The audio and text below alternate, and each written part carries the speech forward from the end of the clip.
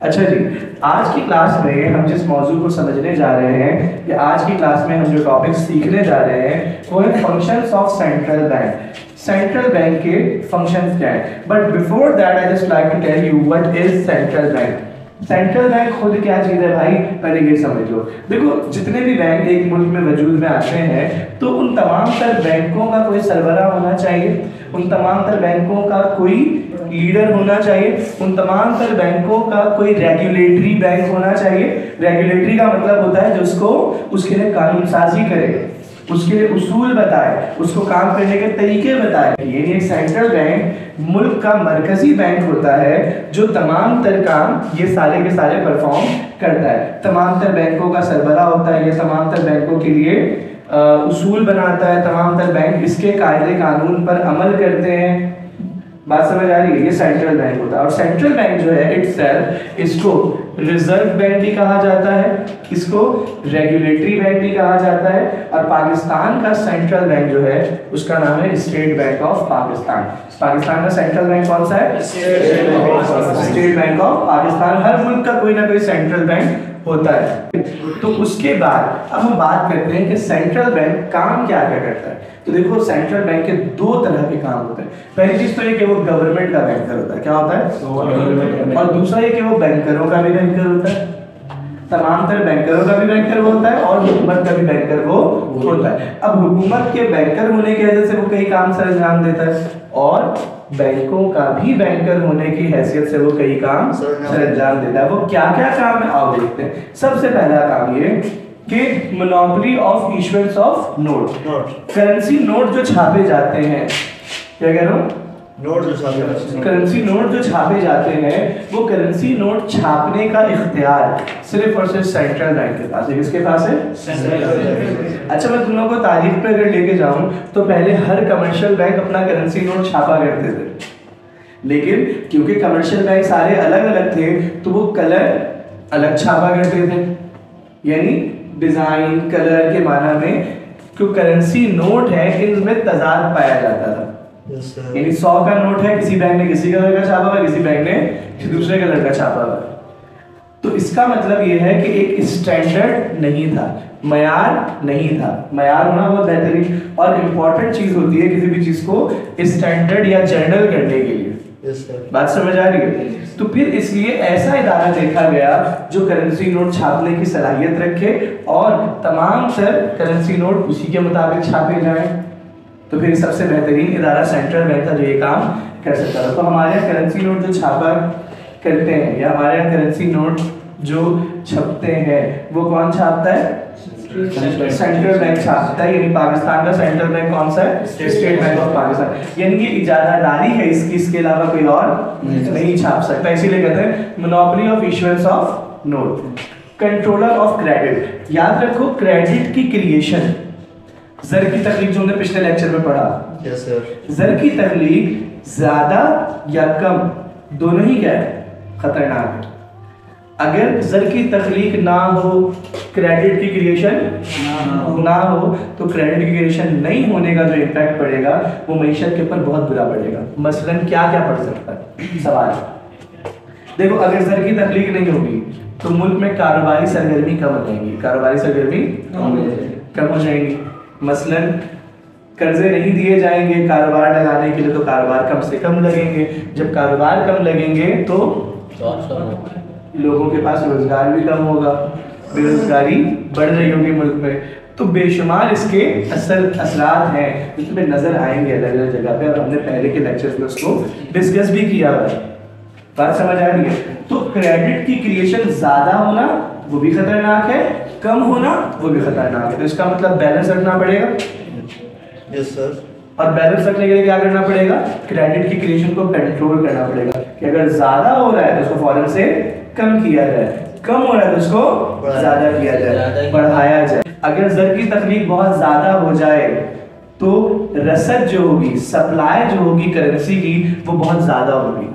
और जब लोगों के पास सप्लाई ज्यादा आएगी करेंसी की तो अल्टीमेट उनकी डिमांड क्या हो जाएगी? बढ़ेगी या कम होगी? बढ़ेगी ना। भाई आपके पास पहले 50,000 रुपए थे तो आप जो चीजें अफोर्ड करते थे आप वो खरीदते थे। अगर आपकी तनख्वाह 1 लाख रुपए हो जाए, 1.25 लाख रुपए हो जाए, 1.5 लाख रुपए हो जाए, तो आपकी तनख्वाह बढ़ने की वजह से असर क्या होगा? आप चीज़ों को ज़्यादा से ज़्यादा खरीदेंगे। जब आप ज़्यादा चीज़ों को खरीदने जाएंगे तो क्या मार्केट में एक डिमांड क्रिएट होगी? Yes, sir. तो मार्केट में अगर किसी चीज़ की सप्लाई बरकरार हो, यकसा हो और तलब उसकी बढ़ जाए, डिमांड उसकी बढ़ जाए, तो उसकी कीमत क्या होती है? बढ़ जाती है। तो पूरे के पूरे मुल्क में इन्फ्लेशनरी प्रेशर आ जाएगा, महंगाई आ जाएगी। बात समझ आ रही है? तो इसीलिए ज्यादा होना भी खतरनाक है, कम होना भी खतरनाक है। तो आपके मुल्क में क्रेडिट की क्रिएशन ज्यादा होना या कम होना, दोनों ही खतरनाक। अगर दोनों हुआ तो आपके मुल्क में नुकसान आपको होगा। तो जब आप क्रेडिट की क्रिएशन को ज्यादा या कम दोनों की बात करें तो नुकसान है, तो उसको कंट्रोल कौन करता है? सेंट्रल बैंक करता है। सेंट्रल बैंक कैसे कंट्रोल करता है? कई हिकमत है इसके पास। क्वालिटेटिव अप्रोच है, क्वांटिटेटिव अप्रोच है, वो हम पढ़ेंगे कि क्रेडिट की क्रिएशन को कंट्रोल करने की उसमें हिकमतें क्या क्या है। बात समझ आ रही है? सर, जैसे कि देखो, अगर शरह सूद को बढ़ा दे, बैंक रेट को बढ़ा दे, तो क्रेडिट की क्रिएशन क्या हो जाएगी? कम हो जाएगी। क्योंकि जब शरह सूद ज्यादा होगा तो किसी भी कस्टमर को कर्जा लेना महंगा पड़ेगा। किसी भी कस्टमर को कर्जा लेना महंगा पड़ेगा। जब लेक्चर एक मिसाल से तुम लोगों को समझा रहा हूँ। सपोज करो इंटरेस्ट रेट हो गया 25%। कितना हो गया? 25%। तो इसका मतलब क्या है कि अगर वो जितना भी पैसा लेगा उस पर 25% उसको क्या देना पड़ेगा?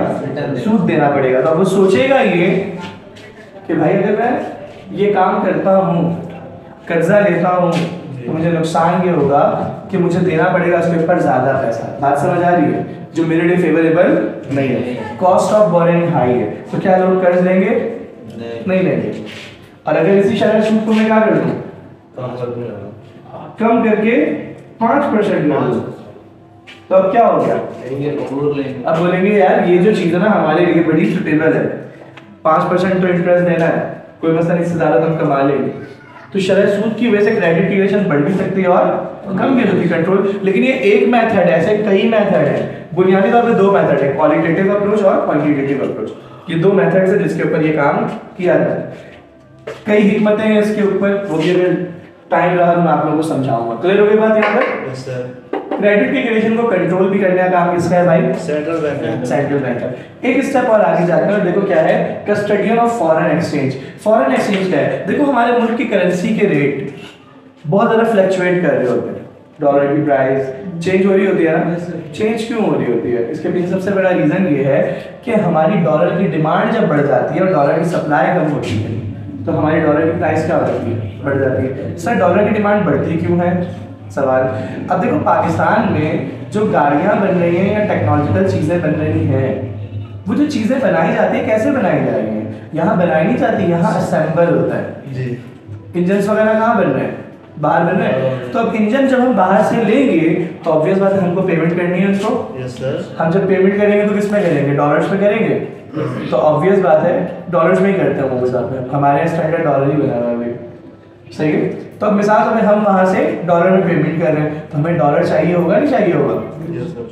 हमें डॉलर चाहिए, हमने डॉलर लिया और डॉलर के बस डॉलर में पेमेंट कर दी। तो अब जितनी ज़्यादा चीज़ें हमें बनानी होगी तो ऑब्वियस बात है मेरी डॉलर की डिमांड क्या हो रही होगी?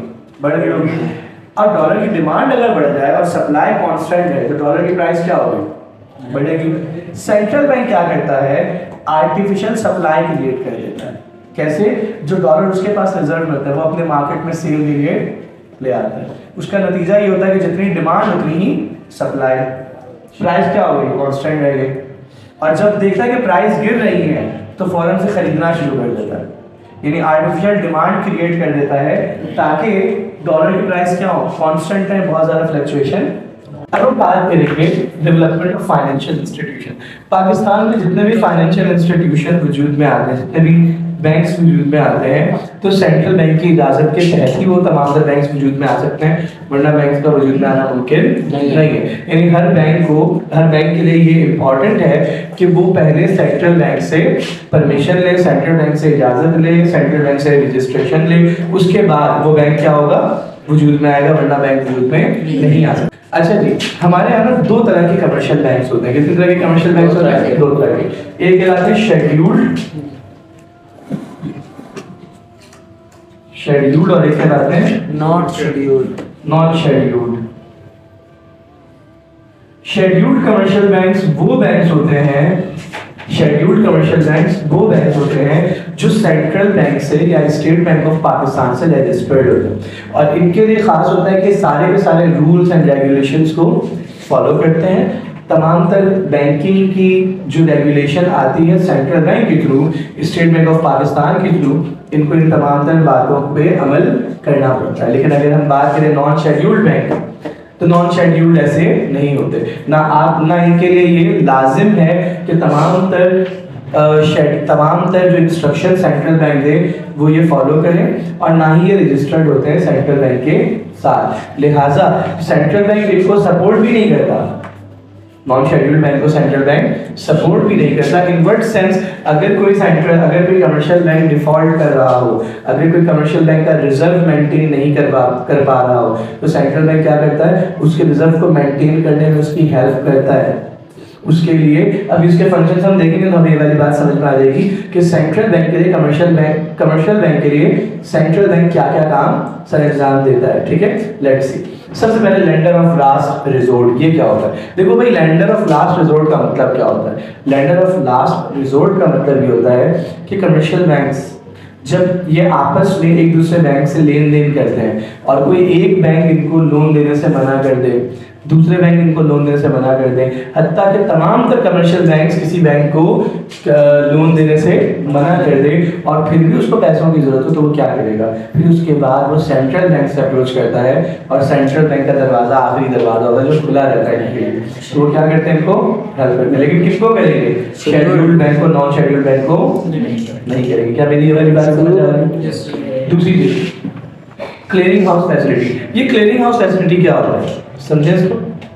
क्लियरिंग हाउस फैसिलिटी पता है? हाँ। चलो मैं आप लोगों को समझाता हूँ। कैमरा सामान को घुमाना पड़ेगा, सही है? क्लियर? चलो लेट्स बिगिन। अच्छा देखो, क्लियरिंग हाउस फैसिलिटी होता है क्या? एक बिल की डिस्काउंटिंग होती है। सर ये बिल की डिस्काउंटिंग क्या होती है? अच्छा जी, अभी समझाते हैं। सपोज कर लें हमारे शहनवाज चल रहा है आपका नाम, ठीक। हमारे जो शहनवाज भाई हैं, शहनवाज भाई एक पाकिस्तानी है माशाल्लाह से। यमन चक्कर लगा आपका? इराक लगा है। इराक में इनकी बड़ी अच्छी बातचीत है।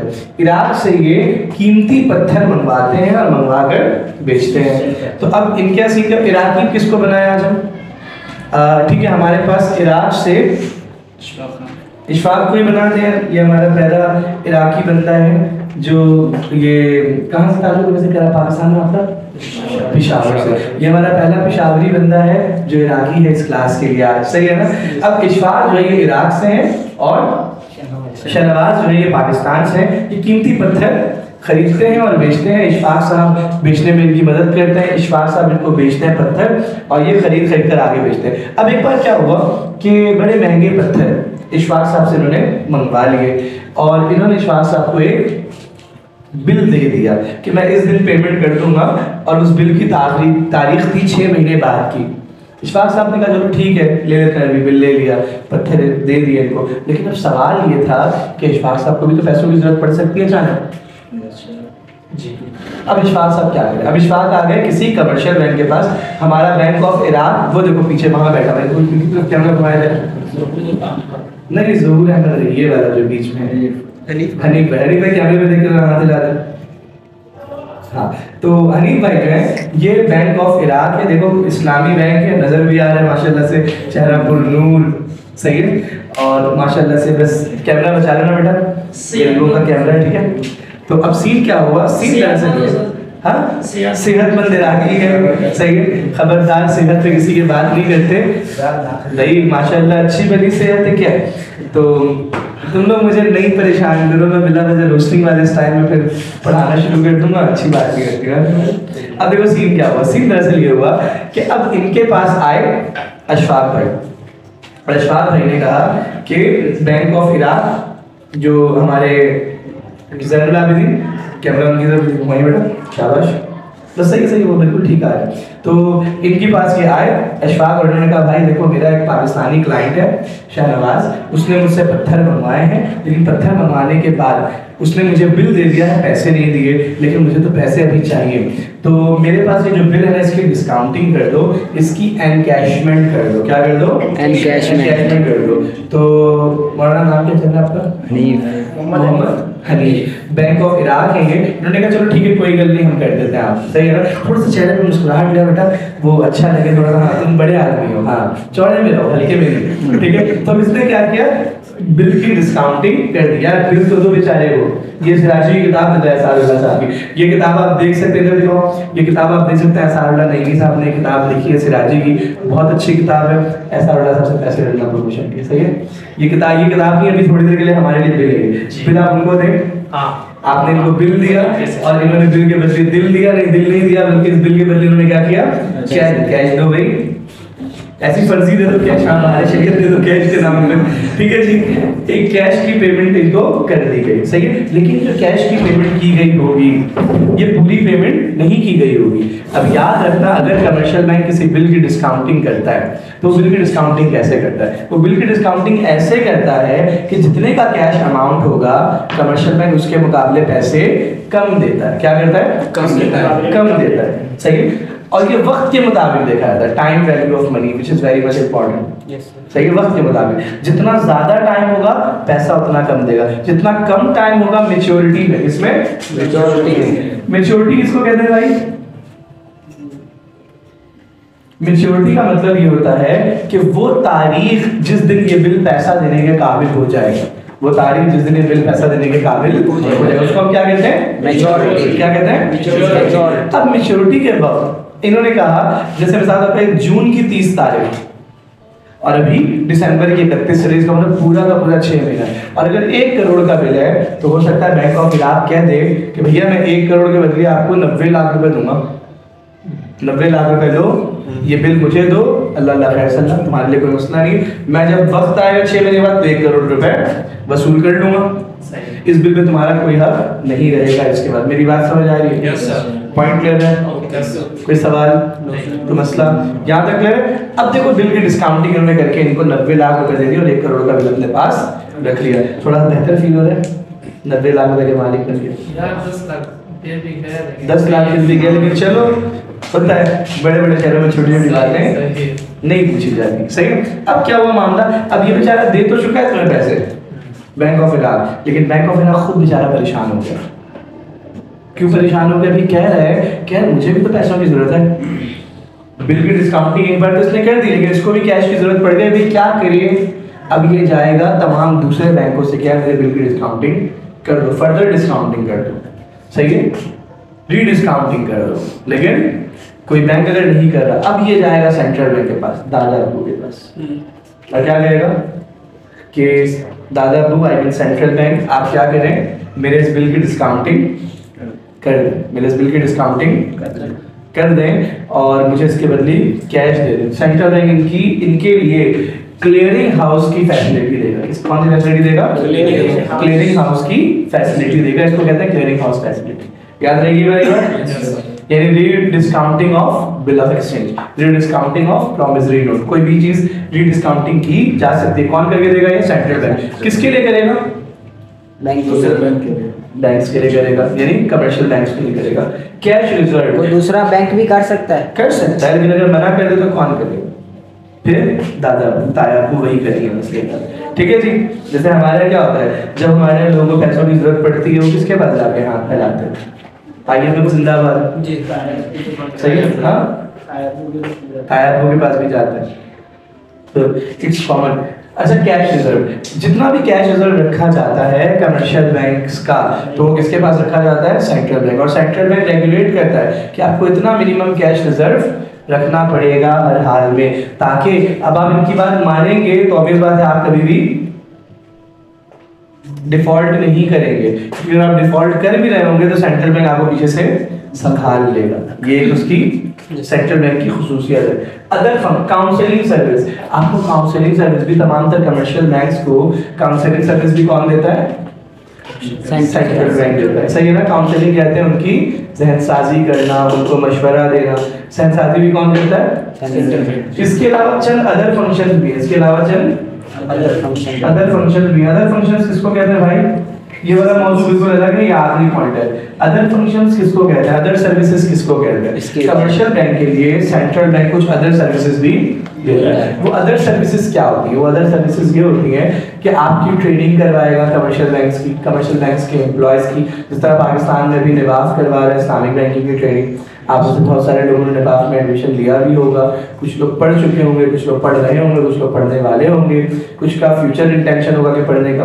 तो निवाफ इस तरह ट्रेनिंग करवाता है। इसी तरह ट्रेनिंग प्रोग्राम्स बतदरीज चल रही होती है, मुस्तकिल ट्रेनिंग चल रही होती है कमर्शियल बैंक्स के एम्प्लॉयज की। ये स्टैटिस्टिक्स डाउनलोड करके लोगों के पब्लिश करता है। सेंट्रल बैंक कमर्शियल बैंक्स के लिए स्टैटिस्टिक्स पब्लिश करता है, शुमारियात यानी डेटा पब्लिश करता है कि क्या क्या डायनामिक चेंजेस आ रही है इकोनॉमिक सिचुएशन के अंदर। तो कमर्शियल बैंक्स उनको देखते हुए फैसला करते हैं। बात समझ आ रही है? ये तमाम का काम किसका है? सेंट्रल बैंक का। तो आई होप सेंट्रल बैंक के फंक्शंस आप लोगों को समझ में आ गए होंगे। जल्दी से मैं इसको रैप अप करता हूँ 7-8 मिनट के अंदर पूरी की पूरी बात को, कि अगर आप उसको समझें, देखना चाहें, सारी बात आपके जहन में आ जाएगी कि कमर्शियल बैंक के लिए या गवर्नमेंट के लिए सेंट्रल बैंक क्या क्या करता है। दोबारा जल्दी से एक रैप अप कर रहा हूँ छोटी सी बात में, मुख्तसर बात में, ठीक है? चलिए, पहली चीज देखो कमर्शियल बैंक्स होते क्या है। कमर्शियल बैंक्स के बारे में हमने डिस्कस किया कि कमर्शियल बैंक्स मुल्क के वो बैंक होते हैं जो मुल्क के मरकजी बैंक होते हैं। तमाम तर बैंक्स को कमर्शियल बैंक्स की बात मानना, कमर्शियल बैंक्स के उसूल, कमर्शियल बैंक्स के कवानीन, इन तमाम तर चीज़ों पे अमल करना तमाम तर बैंक के लिए लाजिम होता है। यानी जितने भी कमर्शियल बैंक्स हैं वो तमाम तर कमर्शियल बैंक्स सेंट्रल बैंक के तमाम उसूल, तमाम कायदे, तमाम कानून के ऊपर अमल करते हैं। और वो कौन से कमर्शियल बैंक्स होते हैं? वो शेड्यूल्ड कमर्शियल बैंक्स होते हैं, नॉन शेड्यूल्ड नहीं होते। कमर्शियल बैंक्स के आप काम क्या करते हैं जी? शेड्यूल्ड बैंक क्या होते हैं? वो तमाम तर बैंक्स होते हैं, वो तमाम तर कमर्शियल बैंक्स होते हैं जिन बैंकों की रजिस्ट्रेशन स्टेट बैंक के साथ होती है, एफिलिएशन स्टेट बैंक के साथ होती है। यानी जो शेड्यूल्ड बैंक होंगे वो स्टेट बैंक के साथ, सेंट्रल बैंक के साथ एफिलिएटेड होते हैं, रजिस्टर्ड होते हैं, मुंसलिक होते हैं। इसीलिए उनके लिए खास है कि वो तमाम तर बात पर अमल करें जो सेंट्रल बैंक उनको कह रहा है, जो मुल्क का मरकजी बैंक उनको कह रहा है, जो हिदायत मुल्क के मरकजी बैंक ने उनकी तरफ शाया की हैं, उनकी तरफ जारी की हैं। एक बात समझ आ गई यहाँ तक? अच्छा जी, कहिए सर जी। ये कमर्शियल बैंक, इस्लामिक बैंक, बिल्कुल बिल्कुल कमर्शियल बैंक, इस्लामिक बैंक भी कमर्शियल बैंक है भाई। ये भी वजाहत कर दूं वीडियो में? Yes sir.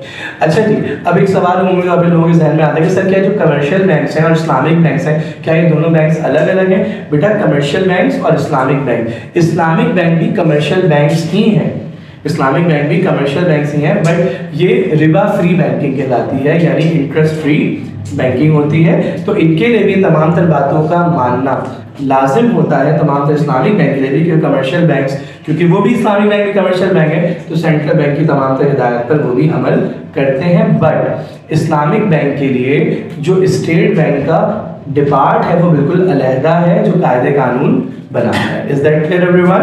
Okay sir. चलिए, अब हम बात करते हैं सेंट्रल बैंक के दो फंक्शंस के ऊपर। सेंट्रल बैंक दो बुनियादी काम करते हैं, गवर्नमेंट बैंकर की होने की हैसियत से कुछ काम करते हैं, और कुछ काम वो कमर्शियल बैंकर के बैंकर होने की हैसियत से कुछ काम करते हैं। अब वो क्या क्या है, जल्दी से मैं रैप अप करता हूँ, समझिएगा। गवर्नमेंट बैंकर होने की हैसियत से उसकी पहली जिम्मेदारी होती है कि मुल्क में जितना भी करेंसी नोट इशू किया जाता है, मुल्क में जितना भी करेंसी नोट छापा जाता है, तो वो तमाम तर नोट कौन छाप कर देता है? सेंट्रल बैंक छाप कर देता है, कमर्शियल बैंक्स नहीं छाप सकते। हालांकि तारीख में, माजी में कमर्शियल बैंक भी नोट छापा करते थे, लेकिन उनके नोट छापने में कोई मयार नहीं था। हर बैंक का अलग अलग कलर, अलग अलग डिज़ाइन, जिसकी वजह से माशरे में एक तजाद पाया जाता था। इस वजह से एक स्टैंडर्ड और यूनिफॉर्म पॉलिसी के तहत क्या किया गया, सेंट्रल बैंक को इस काम की जिम्मेदारी दे दी गई कि तमाम तर commercial currency note central bank ही शाया करे, तमाम तर करेंसी नोट सेंट्रल बैंक ही छापे। उसके बाद हमारे पास दूसरा पॉइंट है कंट्रोलर ऑफ क्रेडिट। क्रेडिट की क्रिएशन ज़्यादा होना और कम होना दोनों ही मुल्क की मैशत के लिए बहुत ख़तरनाक होता है। तो सेंट्रल बैंक इनको डिफरेंट टूल्स की मदद से, different you can say different methods की मदद से सेंट्रल बैंक इनको कंट्रोल करता है। अगर ज़्यादा हो तो उसको कम कर देता है, कम हो तो उसको बढ़ा देता है। ये तमाम तर काम सेंट्रल बैंक करता है। मैंने थोड़ी देर पहले इसके बारे में भी डिस्कशन प्रॉपर कर ली है कि कमर्शियल क्रेडिट क्रिएशन ज़्यादा और कम होना किस तरह माशरे के लिए या इकॉनमी के लिए ख़तरनाक होता है, और इसके किस तरीके से कमर्शियल बैंक्स के क्रेडिट क्रिएशन को कंट्रोल करता है इस्लाम ये अपना सेंट्रल बैंक। तो उसके ऊपर एक इंशाल्लाह अगली वीडियो बनाकर भी मैं आप लोगों से शेयर कर लूँगा, ठीक है। कस्टडियन ऑफ फॉरेन एक्सचेंज, मुल्क में करेंसी की वैल्यू में बहुत ज़्यादा चेंजेस आ रहे हैं, यानी करेंसी की वैल्यूज चेंज हो रही होती है। आप देखते होंगे डॉलर की प्राइस में फ्लक्चुएशन बहुत ज़्यादा है, उतार चढ़ाव बहुत ज़्यादा है। तो इस उतार चढ़ाव को मेंटेन रखना, इस उतार चढ़ाव को मैनेज करना, ये तमाम तर काम भी सेंट्रल बैंक का है। और उसकी भी पीछे की मैकेनिज्म मैंने आपको बताया कि वो अगर किसी डॉलर की डिमांड बढ़ जाए या किसी करेंसी की डिमांड बढ़ जाए तो कमर्शियल बैंक अपनी तरफ से उसकी आर्टिफिशियल सप्लाई जनरेट करता है मार्केट में, ताकि उसकी रसद, उसकी सप्लाई मेंटेन होने की वजह से प्राइस कांस्टेंट रहे, प्राइस ना बढ़े।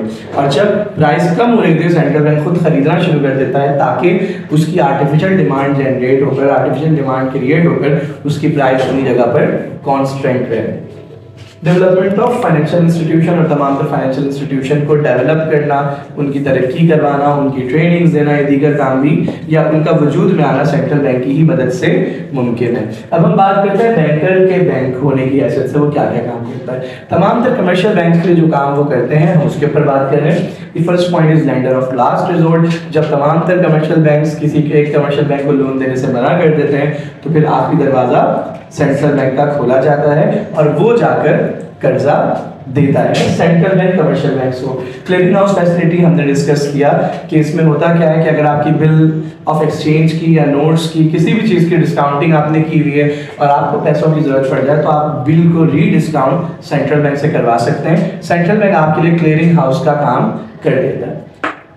कैश रिजर्व मेंटेन करने के बारे में सेंट्रल बैंक हमें बताता है कि कितना कैश रिजर्व आपको मेंटेन करके रखना है। इसके दो फायदे हैं, ये आपको बता देता है कि कितना रिजर्व रखना आपके पास लाजिम है। अगर कभी आप डिफॉल्ट करते हैं तो सेंट्रल बैंक आपको सपोर्ट करके डिफॉल्ट करने नहीं देता।